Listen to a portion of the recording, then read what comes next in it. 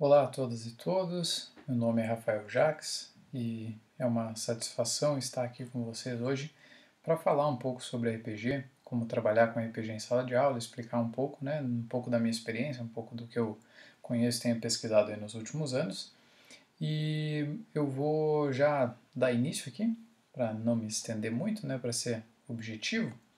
Já vou iniciar a apresentação, vou falar rapidamente sobre mim, quem sou eu. Então, como eu já falei, meu nome é Rafael, eu sou doutor em educação, fiz mestrado e doutorado em educação pesquisando o RPG na escola. Atualmente sou professor no Instituto Federal do Rio Grande do Sul e sou pesquisador na área de jogos, então essa área é a que mais me interessa, assim, dentro de todas as áreas de pesquisa que eu trabalho também com desenvolvimento de software, mas ultimamente tenho me dedicado mais à parte de pesquisa com jogos. Então vamos iniciar aqui explicando o que é o Role Playing Game, o que é o RPG. Então basicamente o RPG é um jogo falado, coletivo, cooperativo, com personagens que são criados e interpretados pelos próprios jogadores, e nesse jogo se produz ficção. Então esse jogo ele é o mestre do jogo, também chamado de narrador ou mediador, ele vai propor um enredo, uma história, e aí as pessoas vão se reunir em volta de uma mesa para jogar e o mestre, então o narrador, ele vai passar as informações do que está acontecendo nesse mundo fictício, e vai ser como se fosse uma contação de histórias. Então ele vai contando uma história e aí cada um dos jogadores com o seu personagem, que foi criado, vai poder interferir nessa história e fazer as ações do seu jogador. Então o jogo vai ocorrendo assim como se fosse uma criação de história colaborativa. Todo mundo vai contribuindo, cada um vai dando mostrando suas ações e assim o jogo vai acontecendo. Então aqui a gente tem uma cena de um jogo de RPG, aqui dá para ver nessa parte esquerda inferior aqui que tem o narrador, tem as suas anotações ali, então ele vai mostrando, às vezes mostra um mapa, alguma coisa assim, os jogadores vão fazendo anotações nos seus diários, nas suas fichas, e assim o jogo vai andando. Quando precisa acontecer como precisa definir alguma coisa, se pode jogar dados para ver quais são as probabilidades de alguma coisa acontecer e assim a coisa toda vai andando. Aqui também mais um exemplo de jogo. Podem ver que geralmente a configuração é a mesma, um fica responsável pela narração e os outros em volta são os jogadores que vão desenvolvendo seus personagens. E também é muito comum a utilização de dados, mas não se assustem, para quem nunca viu, que tem dados normais, de 6 lados, aí tem de 4 lados, de 8, de 10, de 12, de 20.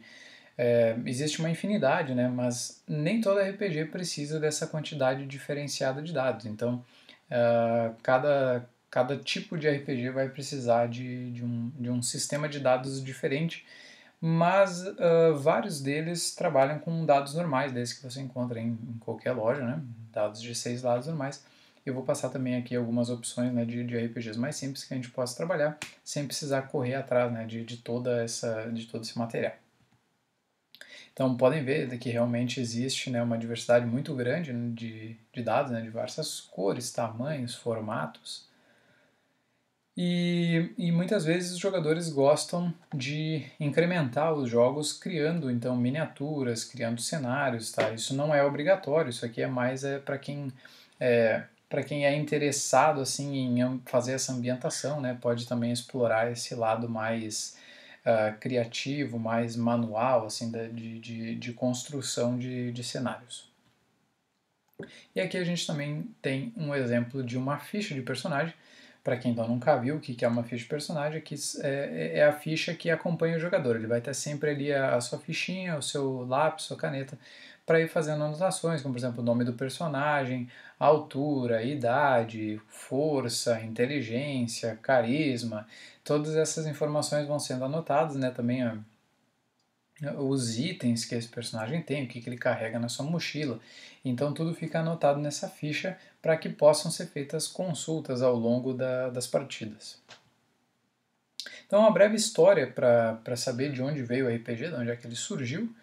né? A gente começa aí, não necessariamente uma história muito linear, mas a questão da interpretação, ela era muito comum na Europa no século XVI, a famosa comédia dell'arte, né? Que a comédia dell'arte eram teatros improvisados em que os atores eles tinham seus personagens e eles podiam criar interpretações em cima desses personagens durante a peça que era improvisada. E aí então a gente já tem essa ideia de interpretação e improvisação, mas mais recentemente então a gente vai ter, falando de jogos mesmo, a gente vai ter os jogos de guerra, simulações de guerra, né? A gente vai ter o Chaturanga, que por volta do século 5, 6 ali, acredita-se que tenha sido inventado na Índia, é um jogo de 4 exércitos, né? Dá para ver ali as pecinhas, muito semelhante ao xadrez, o que muitos acreditam que levou mesmo a criação do xadrez alguns anos mais tarde. Então a gente vai tendo essa evolução, né, de exércitos em um tabuleiro. Depois, muito mais recentemente, ali em 1913, a gente vai ter um jogo chamado Little Wars, que era um jogo para adultos, então eram exércitos, tinha a regimentação ali, eram colocados os exércitos, todas as pecinhas, era feita a medição com uma trena para saber as distâncias que eles estavam, e aí iam fazendo os ataques, e aí o outro jogador escolhia como ia colocar o seu exército. Então, a partir daí, a gente começa então a ter uma aproximação do jogo do público, né?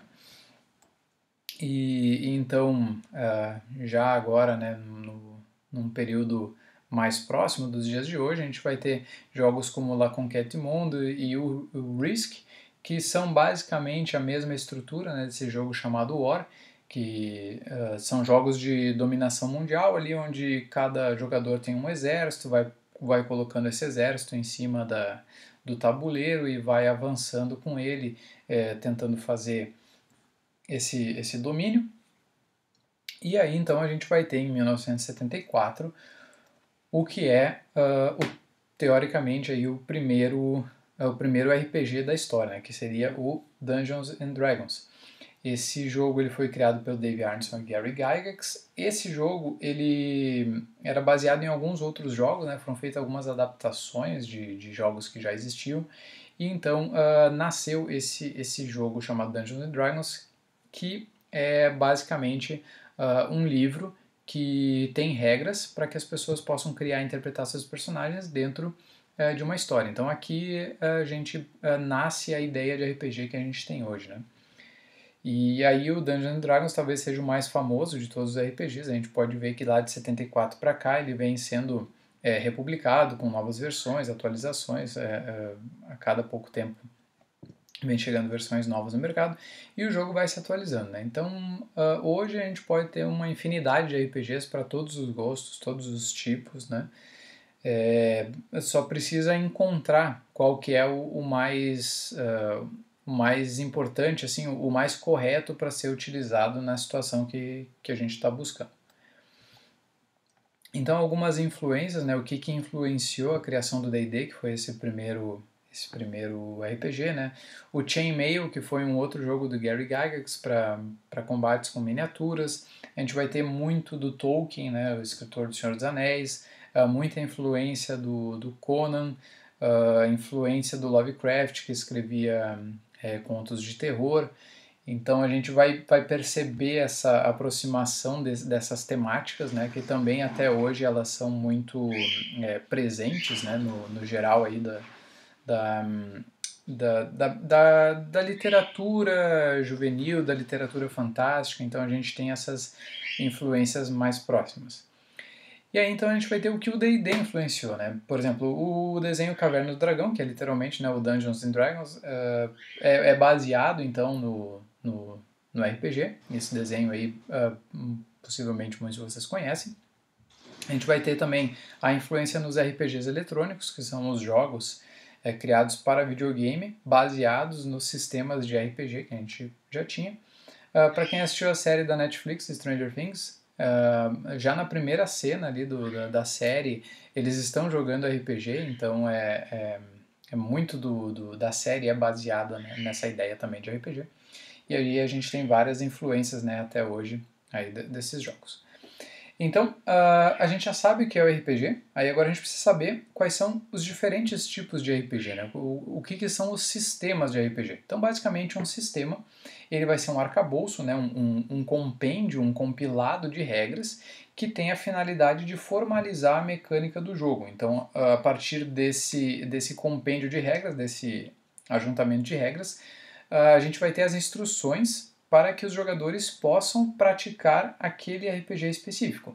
Então vai ter as informações que o narrador precisa saber para criar a história, para manter o jogo acontecendo, e vamos ter as regras também para os jogadores saberem como que eles devem se portar durante o jogo e quais são as regras, né? Como, por exemplo, eu quero que o meu personagem pule um muro. O que eu preciso saber? Vai ter que ver quanto que ele tem de força, quanto que ele tem de agilidade, vai rodar um dado, vai fazer a soma, e aí se der tanto, o teu personagem conseguiu pular o muro. Se não der, o teu personagem vai cair, vai se machucar, enfim. Então, as regras elas já têm mais ou menos tudo isso previsto. E aí o narrador vai ser o árbitro que vai dizer sim ou não, se está funcionando ou não. E aí é feita então a continuidade do jogo e isso vai acontecendo sempre baseado nas regras. Então aqui nós temos um exemplo, né, de alguns livros. Esse aqui são os livros do Dungeons Dragons 3.5 e eles costumam, a maioria dos RPGs então eles vêm em livros, né? Aqui eu fiz um levantamento de vários RPGs, inclusive essa tabela aqui ela está na minha dissertação, se alguém quiser dar uma olhada eu vou deixar o link lá no final, mas o mais importante é a gente saber que existem diversos tipos de RPG e com temáticas diferentes, né? Então a gente vai ter RPGs voltados para fantasia medieval, vai ter RPG de super-herói, vai ter RPG de folclore brasileiro, alguns com classificação indicativa para 12 anos, para 14, 16. Então tudo vai depender, né? Então quem quiser trabalhar com RPG em sala de aula precisa ter uma noção de que não é tudo a mesma coisa. Existem tipos diferentes com objetivos diferentes. Então, vamos entender como é que funciona a ideia de mestrar RPG, né? Quem vai trabalhar com RPG vai escutar bastante essa expressão, né? Mestrar RPG, narrar RPG, que é dar vida ao mundo do RPG. Então, qual que é o objetivo do jogo? Qual que é o objetivo do RPG? O objetivo é diversão. O objetivo é se divertir. Não tem um ganhar ou perder. Ou se a gente tiver que dizer quem ganha e quem perde, funciona assim, como é um jogo cooperativo, ou ganha todo mundo junto, ou perde todo mundo junto. Não tem uma assim de um despontar e chegar em primeiro e ganhar, e o outro chega por último e perde. Então o objetivo do jogo é todo mundo ganhar junto, ou todo mundo perde junto. E aí o papel do mestre, ele é muito importante porque é ele que vai dar o tom, ele que vai dar o andamento da narrativa. Então mestre, narrador, mediador, tanto faz o nome que se dê a ele, essa figura é quem propõe o jogo, é quem vai buscar que todo mundo se divirta. Então o narrador, o papel dele é jogar junto com os outros jogadores e não contra os outros jogadores. Tem muito narrador de RPG aí que acha que o grande objetivo é matar todo mundo, é ganhar de todo mundo, só que aí acaba ficando chato, né? Porque quem é que vai querer jogar com um narrador que cria uma história que ninguém pode ganhar, né? Então a ideia do narrador é justamente jogar a favor dos jogadores. Claro, colocando um desafio que eles precisam alcançar, por exemplo, recuperar um tesouro, resgatar um refém, sei lá, algum objetivo, e esse objetivo tem que poder ser atingido. Então, o papel desse narrador, o papel do mestre, é conhecer muito bem as regras, conhecer o sistema, porque os jogadores às vezes têm dúvida: posso fazer isso, posso fazer aquilo, como é que faz isso? E então o narrador precisa conhecer, precisa saber. Ele precisa também preparar a aventura, como se fosse um roteiro. Imagina um roteiro de um filme ou de uma peça de teatro, já tem mais ou menos as coisas que vão acontecer, os jogadores vão sair daqui, vão para lá, vão encontrar essa pessoa, vão encontrar aquela outra, essa pessoa sabe isso, a outra pessoa sabe aquilo, eles vão fazer aqui, eles vão pisar aqui numa armadilha, vão cair num buraco, aí o outro tem que jogar uma corda para tirar do buraco.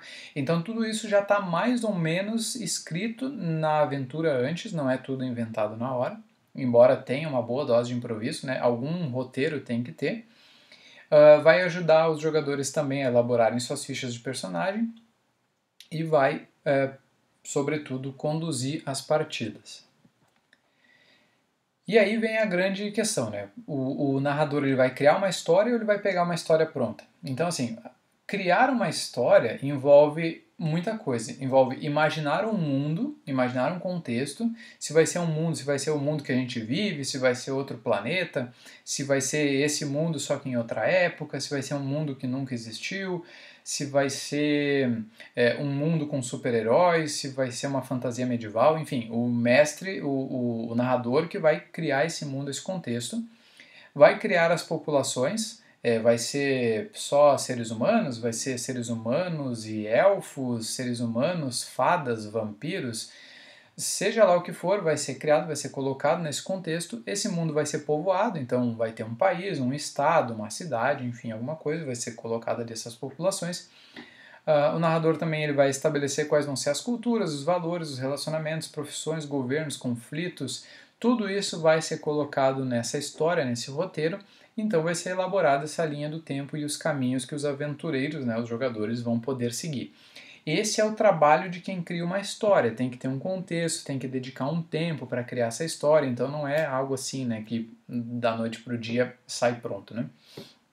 Então eu preciso criar essa história. Muitas vezes o narrador ele só quer ter o trabalho ali de narrar efetivamente a história.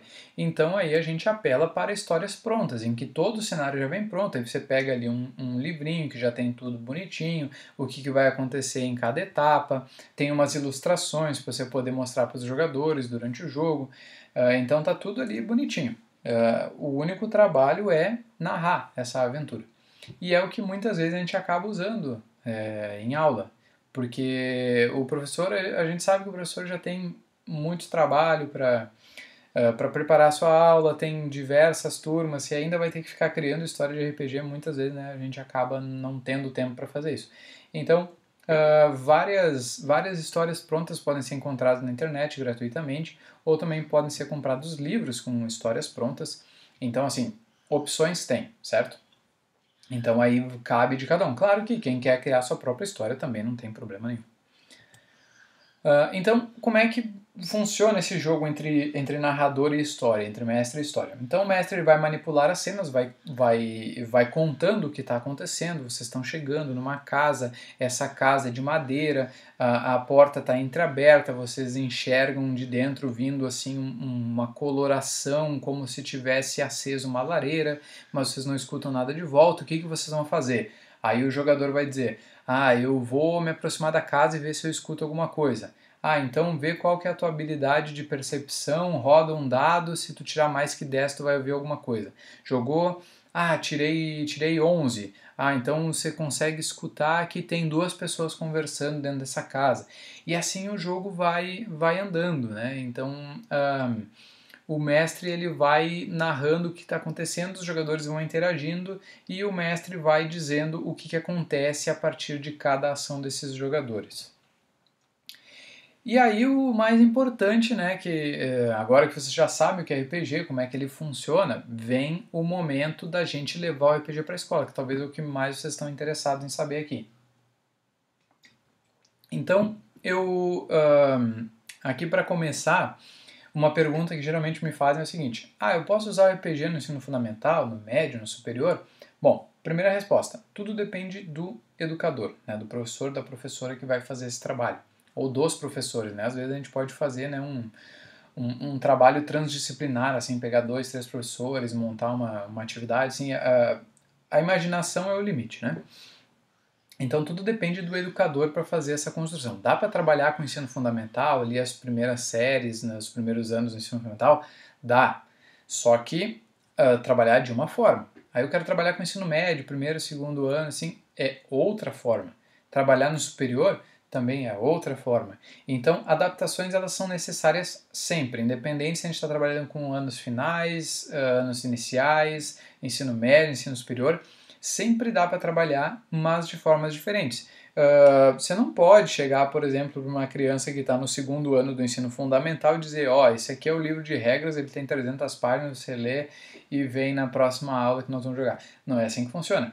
Já para um adolescente do ensino médio, você vai chegar para ele, ó, esse aqui são as regras, você lê e vem na próxima aula. Já é diferente, né? E o superior é diferente também, porque você não pode simplesmente chegar numa aula de ensino superior e dizer, nós vamos jogar e hoje nós não vamos trabalhar o conteúdo especificamente numa aula tradicional que está todo mundo acostumado, aí daqui a pouco já começa a sentir um pouco de resistência, aí já não consegue achar um horário para encaixar o jogo dentro da sala de aula. Então, assim, sempre vão existir peculiaridades, sempre vão existir maneiras diferentes de abordar cada um dos níveis de ensino. E é por isso, então, que a gente precisa conhecer a proposta e estar muito claro na nossa cabeça o que a gente quer fazer e onde é que a gente quer chegar. Tá? Então, dá para trabalhar com todos os níveis de ensino, mas a gente precisa se preparar bem antes de fazer isso. Bom, uma das formas que eu gosto de trabalhar é o aprender enquanto se joga. Então, aqui, o que eu sugiro? Né? Aprendizagem como meio e nunca como fim. O que isso quer dizer? Quer dizer que se eu tenho um jogo que a aprendizagem é o fim, a finalidade daquele jogo, muitas vezes o jogo ele deixa de ser divertido, porque eu vou estar tirando algumas características que transformam aquilo em um jogo, em um lazer, e vou estar transformando em algo extremamente pedagogizado. Então, o que é um jogo com aprendizagem como fim? Vamos supor assim, você vai ali, pega o seu personagem, e aí você está numa nave espacial, você dá um tiro na nave espacial do adversário e aí você tem que responder uma pergunta, um quiz. Qual que é a ligação da cadeia de carbono, não sei o quê. Então, assim, a finalidade do jogo é chegar ali naquela aprendizagem. E eu não gosto desse tipo de abordagem porque a gente acaba criando algo muito artificial. Nem sempre o aluno vai querer jogar aquele jogo porque a finalidade dele não é, por exemplo, encontrar um tesouro escondido, não é chegar com os parceiros de jogo, chegar no final e conquistar uma vitória, alguma coisa. O objetivo é responder uma pergunta. Então, esse tipo torna a aprendizagem um pouquinho mais chata, ao meu ver. Então, o que eu gosto de trabalhar? Aprendizagem como meio. Para ele vencer, para ele encontrar esse tesouro, para ele chegar no objetivo, para ele derrotar o monstro maligno, sei lá, ele precisa dos conhecimentos que a gente quer trabalhar no meio do processo. Ele está preso, ele está preso e ele precisa fugir porque ele já sabe onde está o tesouro, mas os guardas do inimigo conseguiram colocar ele dentro de uma cela e ele precisa sair para lá pegar o tesouro. E aí ele descobriu que fazendo algumas reações químicas com alguns experimentos que ele tem ali, ele consegue, por exemplo, derreter o cadeado da grade e consegue sair. Ou então ele precisa invadir o castelo para resgatar os reféns e ele precisa atingir o portão ou atingir uma corda que está segurando o portão, então ele vai ter que fazer um cálculo da parábola porque ele vai atirar com um canhão. Enfim, isso tudo é um meio para se chegar no fim. E o fim é qual? É a diversão, é conquistar o objetivo, mas não é o objetivo em si a aprendizagem, é o meio. E ali é que se gera então a aprendizagem. E aí acaba, né? Por que ele vai aprender aquilo? Porque ele quer terminar o jogo, porque ele quer aprender mais. Pega aí jogos eletrônicos, por exemplo, sei lá, Angry Birds. Angry Birds é aquele que você tem que atirar, né? Mesmo exemplo que eu falei, né? Tem que atirar assim e acertar.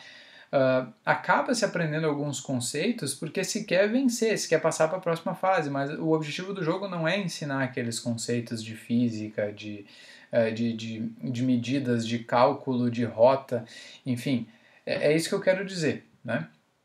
E aí, justamente, a gente cai no próximo tópico, que são as múltiplas aprendizagens. Dificilmente no mundo real a gente vai usar uma aprendizagem de uma disciplina específica. No nosso dia a dia a gente está usando várias coisas ao mesmo tempo. A gente está usando matemática, a gente está usando português, a gente está usando língua estrangeira, química, física, biologia. Tudo isso no nosso dia a dia a gente está usando. E a gente está aprendendo várias coisas ao mesmo tempo. Então, no jogo, para conquistar os objetivos, a gente vai ter múltiplas aprendizagens. Olha quanto de sociologia a gente pode trabalhar, por exemplo, numa intriga política que está acontecendo durante o jogo, que os jogadores têm que resolver, né? Então, muitas coisas podem estar acontecendo ao mesmo tempo, né? Quando a gente trabalha com jogos transdisciplinares, por isso que é legal também trabalhar mais de um professor, né, mais de um educador nesse trabalho para que os alunos possam ter uma aprendizagem mais ampla. Outra forma de aprender com o jogo é aprender enquanto se constrói. Aqui a gente vai trabalhar com a educação pela pesquisa, né? A construção de jogos e histórias. Quer construir um RPG, quer construir um jogo de tabuleiro, quer construir personagens e histórias de RPG, vamos pesquisar. Esse vai se passar, sei lá, no século XVIII. Qual que eram as indumentárias naquela época? O que a gente tinha? Já existia energia elétrica? Já existia telefone naquela época? O que tinha naquela época? Então os alunos vão atrás, vão pesquisar, vão descobrir. Já tinham inventado o motor a combustão? Não tinha? Tudo isso faz parte de uma aprendizagem, de uma pesquisa para se gerar aquela história e esse processo também é divertido. Ainda mais quando a gente trabalha com algo que os alunos realmente estão interessados em fazer. Então, isso é o bacana do se aprender enquanto se constrói. E aí, então, a gente pode ter duas vertentes, né? Aprender enquanto se constrói e depois a gente joga para aprender também enquanto se joga. Então, formas e formas de a gente aprender com o jogo. Então, não é o jogo pelo jogo. Não é pegar, sei lá, o dominó da multiplicação e vamos trabalhar ali, aprender multiplicação. É trabalhar várias coisas, aprender várias coisas, tanto no processo antes como no processo depois. E aí vem a questão, como é que a gente organiza o jogo em sala de aula? Geralmente existem duas formas, né? Durante a aula, em que a gente precisa realizar algumas adaptações, então separar alguns minutos da aula para que a gente possa fazer esse jogo, ou seja, se for a criação do jogo, a gente vai separar um momento da aula para que os alunos possam pesquisar, para que possam criar as histórias, os personagens, ou se a gente vai jogar, a gente precisa dar um tempo em aula para que os alunos criem seus personagens. Tudo isso tem que estar muito próximo de um objetivo pedagógico. Então tudo tem que ter um planejamento muito claro, a gente tem que ter um objetivo que a gente tem que cumprir, a gente tem que chegar nesse objetivo e aí o jogo entra como uma ferramenta para a gente chegar nesse objetivo. Não é simplesmente, vou botar o jogo na sala de aula porque daí os alunos vão lá ter o que fazer e eu não preciso me preocupar em preparar a aula. Não, a gente precisa ter um objetivo por trás daquilo, uma intencionalidade com aquele jogo. Então é isso que a gente faz, principalmente para a gente justificar estar tirando um tempo da nossa aula para poder trabalhar com aquele jogo. E também existe a opção de fazer em turno contrário, que aí os alunos vão em outro horário, em que eles não estão naquela aula regular e que eles possam jogar. E geralmente é o método mais fácil de organizar, e aí a gente trabalha coisas diferentes. A gente pode também trabalhar conteúdos de aula e tal, mas a gente pode trabalhar por exemplo, a socialização dos alunos, pode trabalhar, assim, conhecer os alunos de outra turma, pode trabalhar a transdisciplinaridade deles. Um aluno ele é muito bom em física, o outro é muito bom em química, geografia, a gente vai juntar todas essas coisas para fazer um trabalho multidisciplinar, transdisciplinar. Então, assim, as possibilidades são infinitas, né? Vai depender de cada educador. Outra questão que também é muito comum é como é que nós vamos dividir os grupos. Para quem não está acostumado com RPG, é interessante a gente saber que geralmente é muito difícil a gente trabalhar com grupos que tenham mais do que 6 ou 7 jogadores. Fica muito complicado para um narrador conseguir atender todos esses jogadores nas suas expectativas durante o jogo. Então, um narrador para 10, 12 jogadores, aí agora você pensa numa turma com 25, com 30 alunos, é muito complicado a gente fazer um RPG tradicional, em que cada um vai ter seu personagem e vai ter um narrador. Então aí vem a parte da criatividade.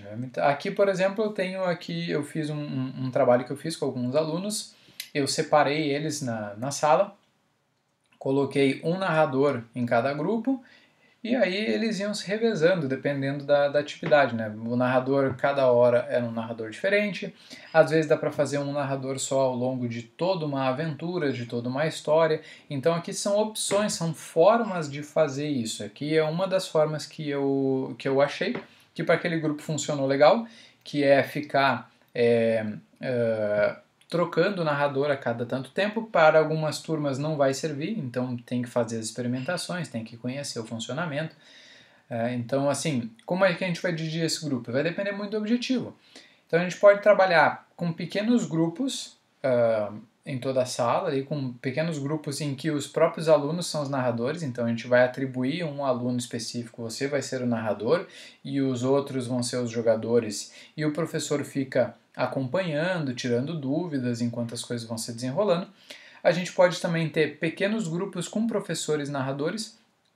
Eu, quando trabalhava em turno contrário, eu marcava horários diferentes com partes diferentes da turma. Então, tal grupo de jogadores vem em tal horário, outro grupo vem em tal horário. É uma forma, né, embora desgaste mais o professor, que tem que trabalhar com várias turmas. Vai existir também os jogos com grupos grandes, às vezes, por exemplo, a gente vai criar um grande grupo e cada um vai ter seu personagem, e aí, seja o que Deus quiser, vamos ver como é que isso vai acontecer. Existe, não tem como dizer o que está certo e o que está errado. Pode tentar fazer com 15 jogadores e ver o que acontece, pode funcionar ou pode não funcionar. Tem também quem goste de fazer com pequenos grupos responsáveis por personagens, então o professor é o narrador e um grupo de alunos é um personagem, outro grupo de alunos é outro personagem, e aí eles têm que conversar entre si para decidir qual que vai ser a ação daquele personagem específico. Também é uma forma de fazer. Então, podem ver que não existe certo ou errado, né? O que existe é a criatividade e a adaptação para aquele objetivo que se quer atingir. E agora vamos falar sobre competências no RPG. O que a gente pode trabalhar com o RPG? Então eu separei aqui algumas coisas que eu já andei pesquisando, que eu já trabalhei, tem alguns textos meus escritos sobre isso. A gente pode trabalhar a leitura. RPG é basicamente leitura, né? Então ler, escrever, escrita e criatividade para a criação de histórias, interpretação de texto, a parte de pesquisa e autonomia para que eles mesmos possam ir atrás, né? Vários alunos meus, assim, quando a gente ia jogar, eles iam para a internet, iam pesquisar qual que eram as indumentárias. O pessoal gosta de fazer os desenhos, colocar os seus personagens, criar seus personagens, né? A gente pode trabalhar também sociabilidade, argumentação, trabalho em equipe, raciocínio lógico, capacidade de expressão, porque cada um tem que dar voz ao seu personagem, experimentação do real pelo imaginário, as situações que estão acontecendo ali, muitas vezes eles vivenciam e se sentem responsáveis por aquele personagem, e conteúdos diversos que podem ser inseridos dentro da aventura como um todo. Então, assim, tem muita coisa que pode ser trabalhada. Depois eu vou deixar uns links de alguns textos para vocês darem uma lida, né, para que vocês possam também ir um pouco além aí para ver outras formas de trabalhar com RPG. Então, novamente, né, só para deixar o alerta, para que fique bem claro, se a gente for trabalhar a aprendizagem com RPG, vamos colocar a aprendizagem como meio, não como fim. Vamos inserir as aprendizagens ao longo das aventuras dos jogadores e não como o objetivo final.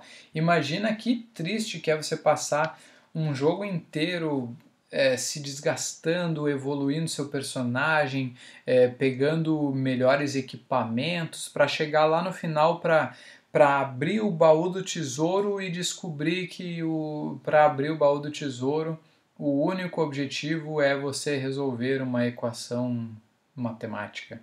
E aí, né, cai todo aquele, né, fica uma coisa muito forçada, né? Então vamos colocar as coisas no meio do progresso desses jogadores. Então quais são os materiais necessários para a gente começar a jogar RPG? Geralmente então, a gente vai precisar das regras, que pode ser um livro, pode ser um folheto, um PDF, alguma coisa que você pegou na internet que tem as regras. A gente vai precisar das fichas dos personagens, que podem ser impressas, ou pode ser feita à mão, pega lá arranca uma folha do caderno, faz lá, pega uma régua, faz os espacinhos, põe o nome do personagem e todos os atributos. Geralmente vai precisar de lápis ou caneta, E vai precisar dos dados também para a gente jogar e descobrir o que vai acontecer com o personagem. Os dados não precisam necessariamente ser aqueles que vocês viram, né, com vários lados. Alguns RPGs precisam, outros não. Não precisa ser o dado físico, pode usar aplicativo de celular, tem vários aplicativos de celular, até no próprio Google mesmo, você coloca lá, rolar um dado de 20 lados. O próprio Google já tem uma rolagem de dados que vocês podem usar. Então, assim, não é por falta de material que vocês não vão poder jogar. E aí, como é que a gente vai começar, né? Então, posso começar amanhã, assistir a palestra, legal, amanhã já vou chegar na minha aula, posso começar a trabalhar RPG? Não. Então, a gente precisa de tempo de estudo, precisa conhecer o RPG, precisa se aprofundar um pouco mais, precisa saber como é que funciona o jogo, porque pode acontecer, né, de surgirem alguns temas polêmicos durante o jogo, então a gente tem que se precaver, precisa estar pronto para isso. Tá, então precisa de um tempo de estudo, precisa conhecer, porque os alunos vão querer tirar dúvidas, e se a gente não conhece nada, como é que a gente vai tirar as dúvidas dos alunos, né? Então precisa de um tempo de estudo.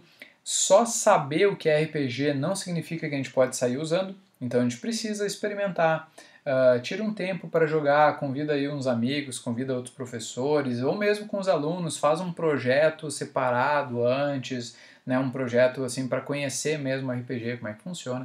Então dominar esse contexto todo é fundamental para que saia uma boa proposta pedagógica, até porque a proposta tem que ser construída antes, não dá para chegar lá, vou jogar RPG em sala de aula e ver o que acontece, né? Então precisa conhecer e precisa preparar essa proposta. Algumas dificuldades que a gente pode ter com o uso do jogo. Então, assim, se for obrigatório, não é mais jogo. Deixou de ser lazer, deixou de ser diversão. A gente não pode obrigar o aluno a jogar. Então, o professor tem que ter umas cartas na manga aí para caso de chegar na sala e um ou outro aluno não se interessar por jogar, você tem que também ter atividades para esses outros alunos. Então, atividades paralelas, né?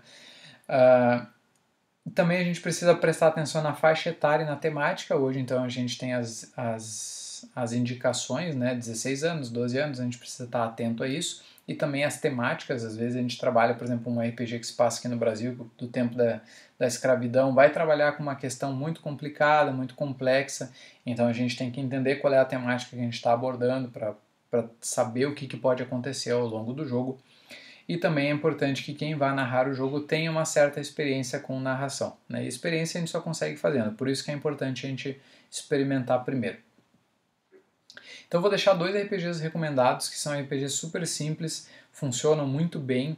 A Bandeira do Elefante da Arara, que é um dos meus favoritos, inclusive o capítulo sobre RPG na escola que tem dentro desse RPG A Bandeira do Elefante da Arara fui eu que escrevi, porque esse RPG ele foi pensado para ser usado na escola, então é muito interessante vocês darem uma olhada.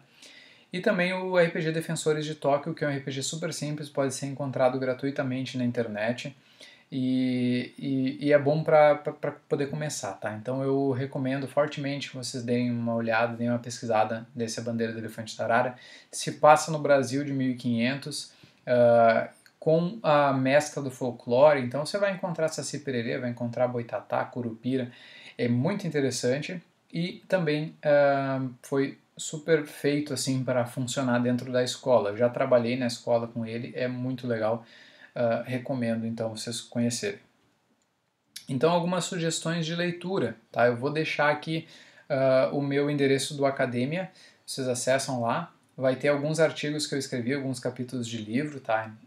Falando sobre educação pela pesquisa, uso do RPG na escola para promover a inclusão, RPG voltado para convivência na escola, formação de leitores na escola com RPG. Então deem uma olhada nesse link, tem tudo lá.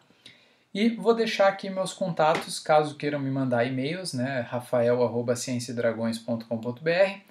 Meu canal no YouTube, em que eu falo sobre pesquisa com jogos, como fazer pesquisa científica com jogos, né? youtube.com/cienciadragões. Tem ali também meu Instagram, que eu falo sobre isso, Twitter e o link do Academia. Então aqui são meus contatos, né? Para quem tiver alguma dúvida, quiser trabalhar aí com RPG, pode entrar em contato, pode chegar lá no canal, pode sugerir textos, pode sugerir livros, que eu estou sempre atento aí, quero sempre trocar ideias aí com mais pesquisadores da área de jogos na educação.